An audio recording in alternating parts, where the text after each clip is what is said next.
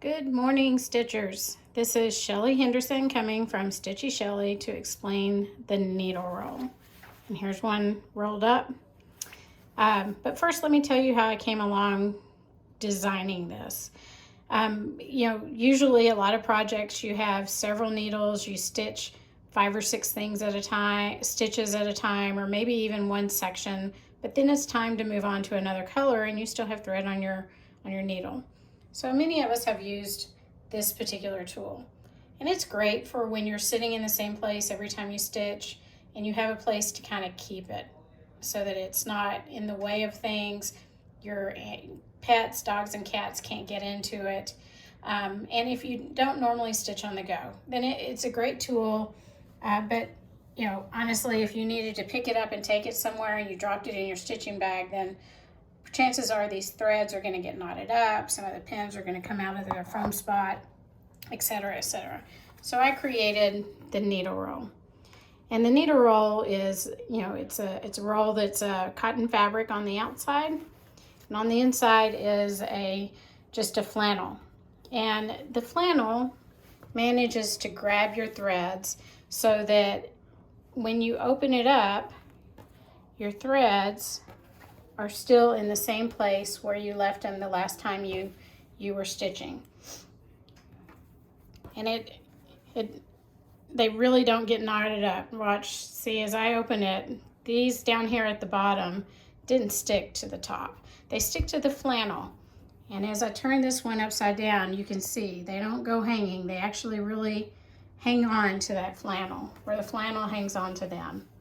And the way that they're used is that, like I said in the intro, if you're stitching on a piece and you stitch a little bit of a single motif, or sometimes it's even literally, if it's confetti stitches, just a few stitches, and then it's time to go on to something different, and you need to park that thread because you don't want to unthread that color and then come back and rethread it again. So you park it on your needle roll and it's ready to go the next time that you need it.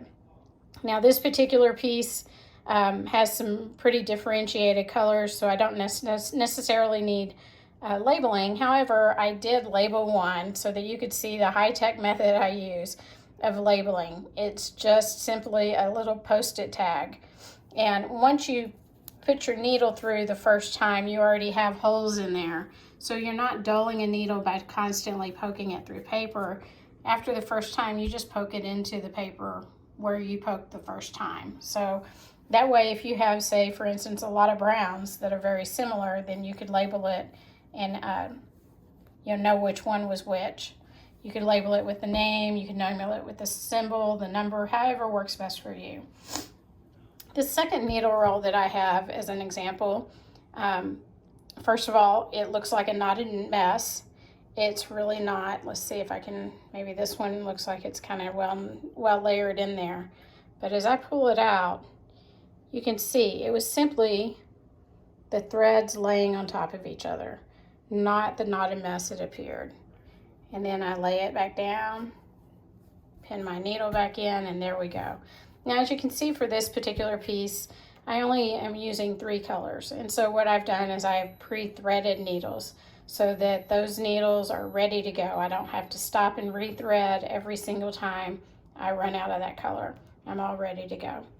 And then a final aspect of a needle roll is that because of this flannel and the batting inside it, it makes a nice beading mat as a secondary way to use it. And who doesn't like a multitasker? So as you can see, I have a beading needle right here because this piece in particular has beads on it. So when I'm ready to bead, I just pour out my beads on here, and they move a little bit just like they would on a beading mat.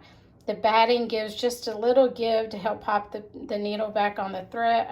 Pop the bead back on the needle, and you're ready to go. Obviously not a place to store your beads at all. They will fall out, but while you're working, it makes a good place to work with them. So I think that's all I can tell you about the needle roll. You just fold it, or you can roll it, and then it's easy to just pick up and drop in your project bag or your tote bag, or however you're carrying your project for the day. So happy stitching, And if you don't have one, message me. I'd love to help you.